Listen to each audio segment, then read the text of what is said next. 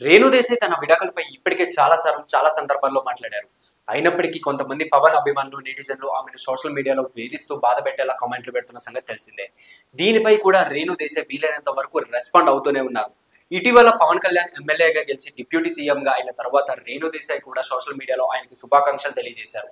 కానీ ఇప్పటికే ఆమె పెట్టే పర్సనల్ పోస్టుల కింద ఉచిత సలహాలు ఇస్తూ నెటిజన్లు విసిగిస్తున్నారు. తాజాగా ఓ నెటిజన్ ఏకంగా రేణు దేశాయ్‌ని మీరు అన్‌లక్కీ అంటూ కామెంట్ చేశాడు. దీంతో ఆమె ఆ కామెంట్ కి రిప్లై ఇస్తూ ఓ పోస్ట్ పెట్టారు.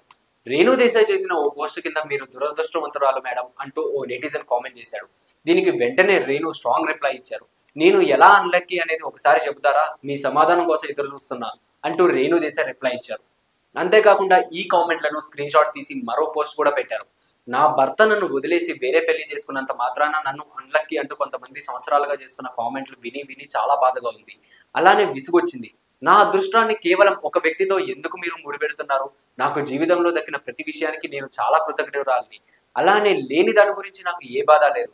కనుక విడాకులు తీసుకున్న ఏ మహిళా పురుషుడు కూడా వాళ్ళ పెళ్లి వర్కౌట్ అవ్వనంత మాత్రాన దురదృష్టవంతురాలు కాదని తెలుసుకుంటే చాలు అంటూ రేణు దేశాయ్ పోస్ట్ చేశారు. అలానే ఈ పోస్ట్ కి క్యాప్షన్ ఇస్తూ పవన్ కళ్యాణ్ ఫ్యాన్స్ కి ఇండైరెక్ట్ గా క్లాస్ పీకారు.